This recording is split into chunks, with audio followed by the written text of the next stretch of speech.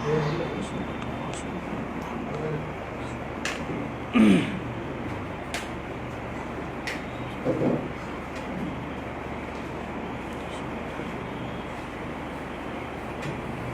الحمد لله نحمده ونستعينه ونستغفره ونعوذ بالله من شرور أنفسنا ومن سيئات أعمالنا من يهده الله فلا مضل له ومن يضلله فلا هادي له وأشهد أن لا إله إلا الله وأشهد أن محمدًا عبده ورسوله أما بعد فإن خير الحديث كتاب الله وخير الهدي هدي محمد صلى الله عليه وسلم وشر الأمور محدثاتها وكل محدثة بدعة وكل بدعة ضلالة وكل ضلالة في النار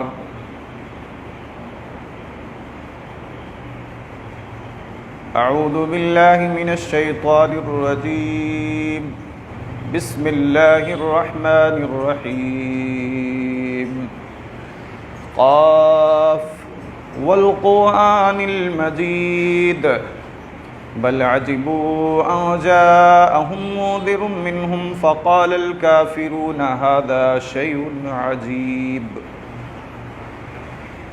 أئذا متنا وكنا ترابا ذلك رجع بعيد قد علمنا ما تنقص الأرض منهم وعندنا كتاب حفيظ بل كذبوا بالحق لما جاءهم فهم في أمر مريج أفلم ينظروا إلى السماء فوقهم كيف بنيناها وزيناها وما لها من فروج والأرض مددناها وألقينا فيها رواسي وأنبتنا فيها من كل زوج بهيج تبصرة وذكرى لكل عبد منيب ونزلنا من السماء ماء مباركا فأنبتنا به جنات وحب الحصيد والنخل باسقات لها طلع نضيد رزقا للعباد وأحيينا به بلدة ميتا كذلك الخروج كذبت قبلهم قوم نوح وأصحاب الرس وثمود وعاد وفرعون وإخوان لوط وأصحاب الأيكة وقوم تبع كل كذب الرسل فحق وعيد أفعينا بالخلق الأول بل هم في لبس من خلق جديد بارك الله لي ولكم في القرآن العظيم ونفعنا وإياكم بالآيات والذكر الحكيم إنه تعالى جواد كريم ملك بر رؤوف رحيم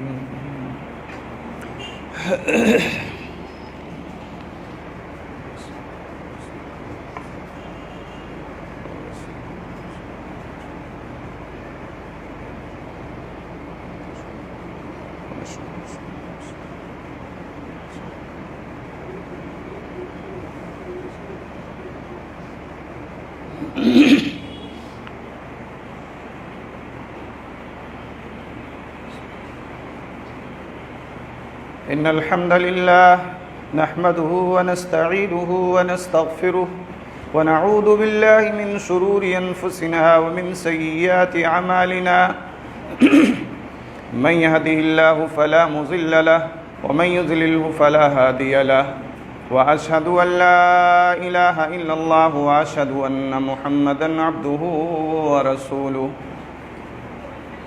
أما بعد فإن خير الحديث كتاب الله وخير الهدي هدي محمد صلى الله عليه وسلم وشر الأمور محدثاتها وكل محدثة بدعة وكل بدعة ضلالة وكل ضلالة في النار.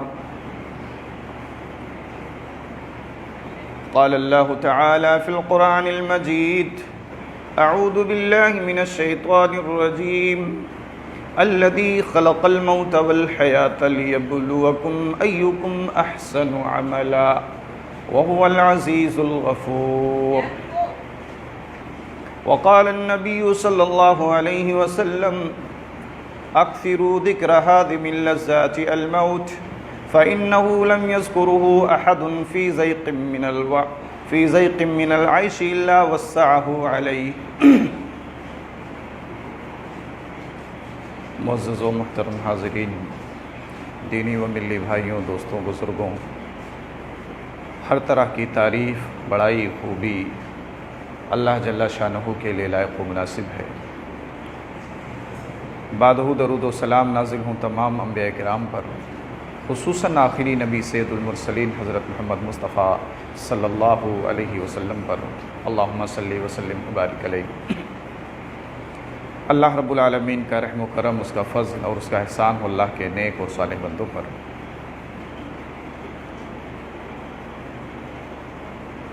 اس سے پہلے خطبے میں آپ کے سامنے موت ایک اٹل حقیقت، اس موضوع کے تعلق سے کتاب و سنت کی روشنی میں کچھ باتیں آپ کے سامنے پیش کی گئیں، اور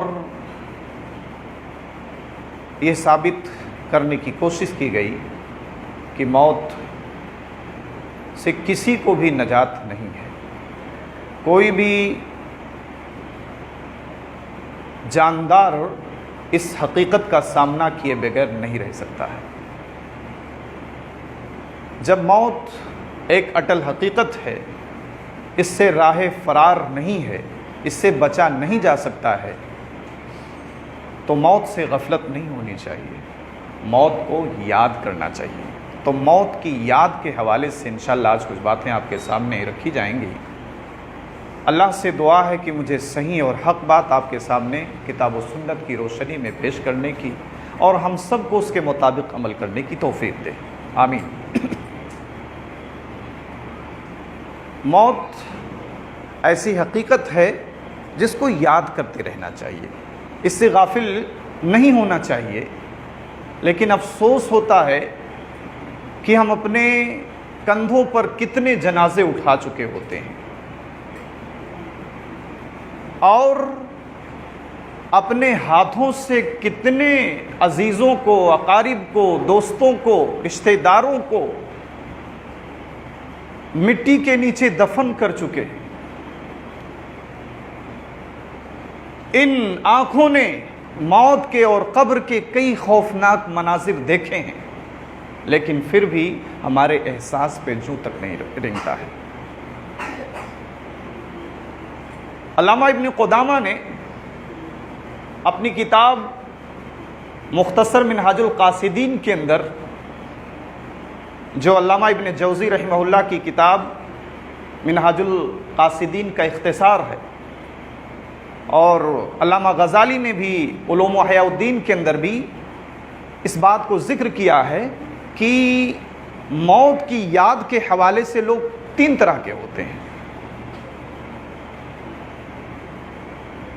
ایک وہ شخص ہے جو دنیا کی رنگینیوں میں، دنیا کو حاصل کرنے کے لیے، دنیا کو اکٹھا کرنے کے لیے موت سے بالکل غافل ہے، اس کو موت کی کوئی پرواہ نہیں، اور کبھی اس کے سامنے موت کا ذکر ہوتا بھی ہے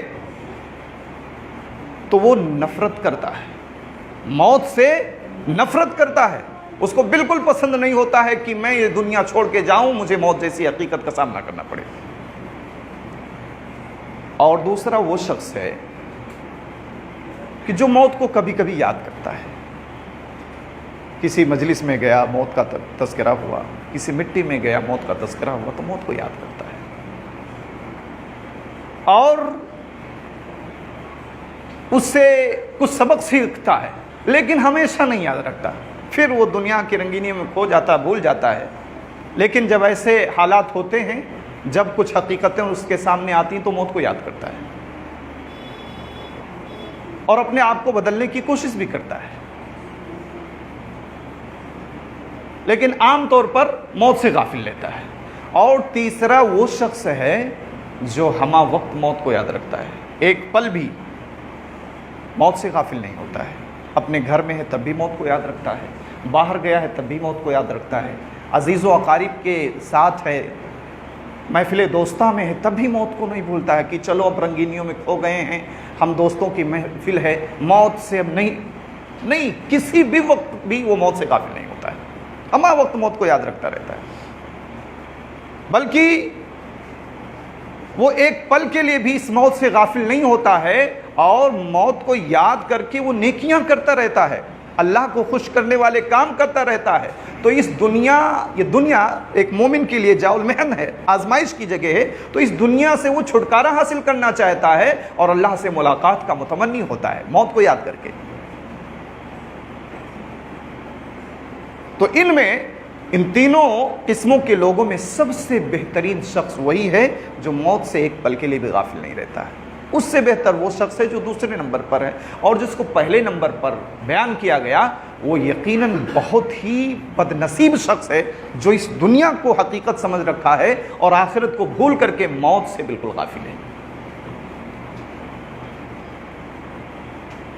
اسی لیے اللہ کے رسول صلی اللہ علیہ وسلم نے فرمایا کہ لوگوں موت کو کثرت سے یاد کیا کرو، اکثروا ذکر حازم اللذات الموت۔ موت ایک ایسی حقیقت کا نام ہے جو تمام خواہشات کو کاٹ کر رکھ دیتی ہے۔ آپ دنیا میں لگے ہوئے ہیں، موت کی یاد آئی کہ یار موت تو ایک ایسی حقیقت ہے کہ ہم کو ایک سیکنڈ بھی نہیں لگے گا ٹپکنے میں، ایک سیکنڈ بھی ہم کو ٹپکنے میں نہیں لگے گا، اور ہم اس دنیا کے پیچھے لگے ہوئے ہیں اور اس دنیا سے مرے جس دنیا کے لیے ہم پریشان ہیں، ہم کو اس کا کوئی بینیفٹ نہیں ملے گا، اس کا فائدہ تو وارثین اٹھائیں گے، اور کوئی وارث یہ نہیں چاہے گا کہ آپ کی نیکی میں سے کل قیامت کا دن کی لاؤ ابا ہیں، یہ پوری بلڈنگ ہمیں دے کے آئے تھے، پوری جائیداد ہمیں دے کے آئے تھے، لاؤ اپنی کچھ نیکی دے دیں، کوئی نہیں دے گا۔ اس دنیا کے لیے آپ اتنے پریشان ہیں، اور موت آئی نہیں کہ آپ کی اب حقیقی زندگی کی شروعات ہوئی ہے۔ یہی جو اصل ہے، بل تؤثرون الحیات الدنیا والآخرۃ خیر وابقیٰ، تم دنیاوی زندگی کو ترجیح دیتے ہو، حقیقت یہ ہے کہ آخرت کی زندگی سب سے بہتر ہے اور زیادہ باقی رہنے والی ہے۔ عثمان غنی رضی اللہ تعالیٰ عنہ کے بارے میں اس سے پہلے خطبے میں ذکر کر رہا تھا، بات دوسری آئی تھی، وہ پوری بات نہیں ہو پائی تھی، کہ یہ قبر کے پاس جا کے زار و قطار روتے تھے، اتنا روتے تھے کہ ان کی داڑھیاں آنسوؤں سے تر ہو جاتی تھی۔ عثمان غنی کو یاد کر لو، وہ عثمان غنی ہے جن کے لیے دنیا میں کئی بار جنت کی بشارتیں ملی ہیں کہ عثمان تم جنتی ہو، ان کا یہ عالم ہے، اور ہم اپنا بھی موازنہ کر لیں کہ ہم کتنے نیک ہیں۔ عثمان کے پاؤں کے دھول کے برابر بھی نہیں ہم نیکیوں میں، اور نہ آج کل کے مالدار دنیا کے ان کے مال کے مقابلے میں کوئی حیثیت رکھتے ہیں۔ وہ عثمان وہ قبر پر جاتے ہیں تو زارو قطار روتے ہیں، اتنے روتے ہیں کہ ان کی داڑھیاں آنسوؤں سے بھیگ جاتی تھی۔ آج ہائے دنیا، ہائے مفاد پرستی، چاہے وہ دین کے معاملے میں ہو چاہے دنیا کے معاملے میں ہو، آج جتنے بھی تنازع ہیں،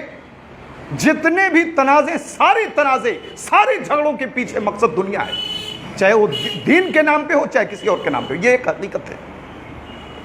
ورنہ جو انسان موت کو یاد رکھے، آخرت سے اپنا تعلق پیدا کر لے، وہ اس دنیا کو لات مار دے گا۔ نہیں چاہیے ہم کو مسجد کی ذمہ داری، نہیں چاہیے ہم کو دین کی ٹھیکیداری، قبر میں جانا ہے اور جتنے ذمہ داریاں آپ کے اوپر اتنے زیادہ حساب۔ اما عائشہ صدیقہ رضی اللہ تعالیٰ عنہ نے اللہ کے رسول صلی اللہ علیہ وسلم سے سوال کیا، آپ جب یہ دعا کرتے تھے اللہم احینی مسکینا وامتینی مسکینا واحشرنی یوم القیامت فی زمرۃ المساکین، کہ اللہ مجھے مسکینی ہی کی حالت میں زندگی دینا، مسکینی ہی کی حالت میں موت دینا اور مسکینی ہی کے حالت میں کل قیامت کے دن مسکینوں کے ساتھ ہی اٹھانا. اللہ کے رسول آپ یہ دعا کیوں کرتے ہیں؟ ایسی دعا کی آپ کو کیا؟ کہا عائشہ اللہ جتنی دنیا میں دے گا، جتنے آپ کے پاس ذمہ داریاں مال و دولت جو کچھ آئیں گی اتنی زیادہ حساب بھی ہوگا، اور جتنا آپ کا دامن ان ساری چیزوں سے خالی ہوگا اتنے آسانی سے آپ کامیاب ہو جائیں گے. یہ بھی سوچا کرو کبھی اپنے ذہن کی. یہ دنیا یقیناً بہت بہت خطرناک جگہ ہے. اگر آپ اللہ کو بھولے ہوئے ہیں، موت کو بھولے ہوئے ہیں، اور کل قیامت سے اس کا موازنہ کریں آخرت سے. اس لیے اللہ کے رسول صلی اللہ علیہ وسلم نے فرمایا لو كانت الدنيا تزن عند الله جناح بعوضة ما سقى منها كافر شريبة ماء. اس دنیا کی حقیقت اللہ کے نزدیک ایک مچھر کے پر کے برابر بھی نہیں ہے. اگر ایک مچھر کے پر کے برابر بھی اس دنیا کی حقیقت اللہ کے نزدیک ہوتی تو کافروں کو ایک بوند پانی بھی نہ دیتا. ایک بوند پانی کے لیے اللہ رب العالمین ترسا دیتا. تو موت وہ حقیقت ہے کہ عثمان غنی رضی اللہ تعالیٰ عنہ قبر کے پاس جا کے زار و قطار روتے تھے. پوچھا گیا کیوں عثمان کیوں اتنا روتے ہو؟ کہا اس لیے روتا ہوں کہ اللہ کے رسول صلی اللہ علیہ وسلم نے فرمایا کہ قبر یہ آخرت کی منزلوں میں سے سب سے پہلی منزل ہے. آخرت کی منزلوں میں سے سب سے پہلی منزل ہے. دنیا کی جائیدادوں کے لیے پریشان لوگوں اس 2 گز کی فکر کیا کرو. دنیا کے مال و جائیداد کی تڑپ رکھنے والوں اس 2 گز کے تعلق سے فکر مند رہا کرو کہ وہاں کے لیے ہم کیا کر رہے ہیں. جس دن لوگ ہمیں اس منزل تک پہنچا دیں گے اس کے لیے ہماری کیا تیاری ہے. عثمان غنی رضی اللہ تعالیٰ عنہ کو یہی فکر ستائے ہوئی تھی، اسی لیے اتنا رو رہے تھے کہ داڑھیاں آنسوؤں سے تر تھیں. کہا کہ رسول اللہ صلی اللہ علیہ وسلم نے فرمایا کہ قبر یہ آخرت کی منزلوں میں سے سب سے پہلی منزل ہے.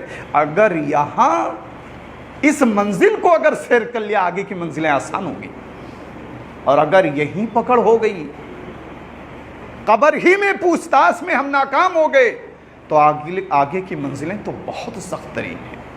اسلاف کے بارے میں، صحابہ کے بارے میں پڑھیے، وہ جب اس دنیا اور آخرت کے بارے میں اور ان کی زندگی تو بس اللہ کے رسول صلی اللہ علیہ وسلم سے جب بھی ملتے ہیں دلونی علی عمل اذا عملت دخلت جنہ. اللہ کے رسول صلی اللہ علیہ وسلم ایسا کوئی عمل بتائیے جس کو کروں اور جنت میں داخل ہو جاؤں. صحابہ معیار ایمان ہیں، معیار ایمان ہیں. اگر مومن بننا ہے، اللہ کو راضی کرنا ہے، جنت حاصل کرنی تو ان کی زندگی دیکھ لو، اٹھا کے پڑھا کرو. صحابہ کی سیرت پڑھنی چاہیے، ان کی تاریخ پڑھنی چاہیے. تو بہرحال عثمان غنی رضی اللہ تعالیٰ عنہ کہتے تھے کہ اگر یہیں پکڑ لیے گئے تو آگے پلسرات ہے، پوچھ ہے، میدان محشر ہے، وہاں کیا ہوگا. تو یہ اتنی بات سوچ کے اتنا روتے تھے. ہم لوگ کوئی فکر نہیں. آج چلی جائیے قبرستانوں پہ جوئے تاشے اور کیا کیا ہو رہے ہیں، کوئی فکر نہیں. ہمارے دل سیاہ ہو چکے ہیں، ہمارے دل سیاہ ہو چکے ہیں. موت کی کوئی فکر ہمارے دلوں کے اندر نہیں ہے. عبداللہ ابن عمر رضی اللہ تعالیٰ عنہ بیان کرتے ہیں، نسائی وغیرہ کی روایت ہے، کہتے ہیں کہ ایک شخص، انصاری شخص اللہ کے رسول صلی اللہ علیہ وسلم کی خدمت میں حاضر ہوا، آپ کو سلام کیا. سلام کرنے کے بعد اللہ کے رسول صلی اللہ علیہ وسلم سے سوال کرتا ہے، کیا اللہ کے رسول صلی اللہ علیہ وسلم یہ بتلائیے ای المومن افضل، کون سا مومن سب سے افضل ہے. اللہ کے رسول صلی اللہ علیہ وسلم نے فرمایا احسنہم اخلاقا، جو اخلاق کے اعتبار سے سب سے بہتر، وہ سب سے افضل مومن ہے. اتنے پہ اکتفا نہیں کیا، کہا ٹھیک ہے اللہ کے رسول صلی اللہ علیہ وسلم یہ بتلائیے کہ سب سے چاپٹر، سب سے چالاک، سب سے بدھمان، سب سے مائنڈیڈ مسلمان کون ہے. سوال پہ غور کیجیے. کہا بتائیے کہ سب سے چالاک مسلمان کون ہے. اللہ کے رسول صلی اللہ علیہ وسلم نے فرمایا اکثرہم للموت ذکرا، اکثرہم للموت ذکرا، جو موت کو کثرت سے یاد کرتا ہو، جو موت کو کثرت سے یاد کرتا ہو، مرنا ہے.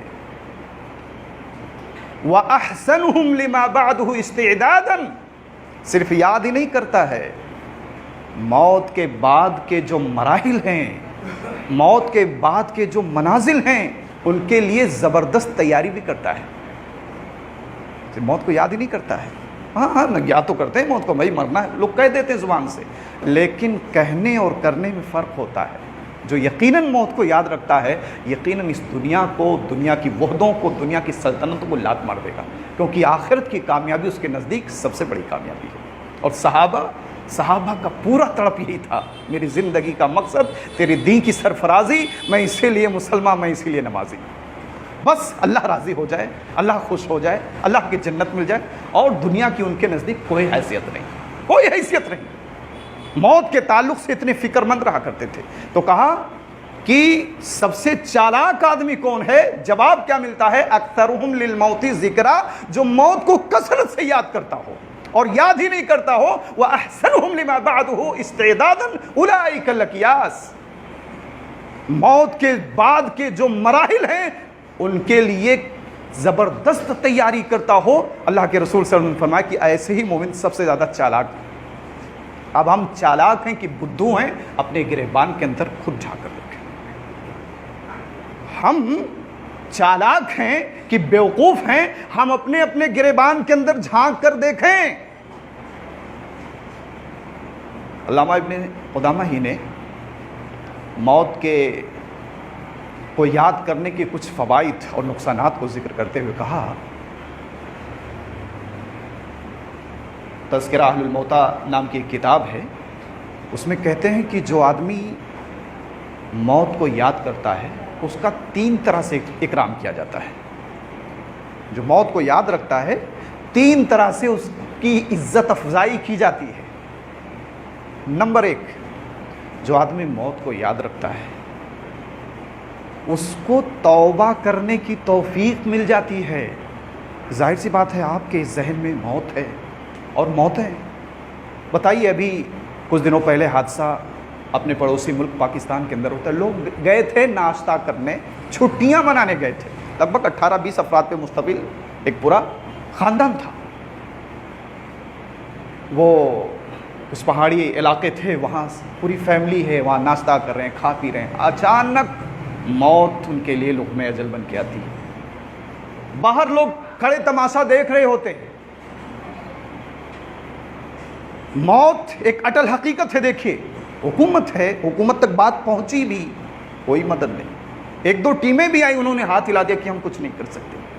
وہ پورا خاندان لوگوں کی نظروں کے سامنے لقمہ اجل بن گیا، موت کے گھاٹ اتر گیا.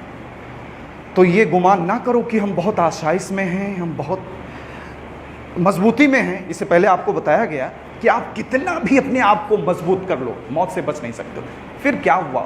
پورا خاندان، کچھ لوگ بچائے گئے تھے، 1-2 لوگ یا 3 لوگ، چھوٹے چھوٹے بچے، عورتیں، لوگوں کی نظروں کے سامنے موت کے لقمہ اجل بن جاتے ہیں. تو موت ایک ایسی حقیقت ہے. تو کہا جو آدمی موت کو یاد رکھتا ہے، اللہ کرے کہ ان کو توبہ کی توفیق نصیب مل گئی ہو اگر موت کو یاد رکھنے والے ہوں. اس لیے کہا کہ کثرت سے موت کو یاد. اللہ کے رسول صلی اللہ علیہ وسلم نے کہا اکثروا، کثرت سے ذکرا، یاد رکھو، یاد کرو. کس کو؟ موت کو، جو تمام خواہشات کو فنا کر دیتی ہے، دبا دیتی ہے. موت آپ کو یاد رہے گی، زیادہ رنگینیاں نہیں سوجھیں گی. یا کہیں بھی گئے بھی ہوئے ہیں، اللہ کو یاد کرنے. نماز فرض ہے، پڑوسیوں کا حق ہے، رشتہ داروں کا حق ہے، مسجد کا حق ہے،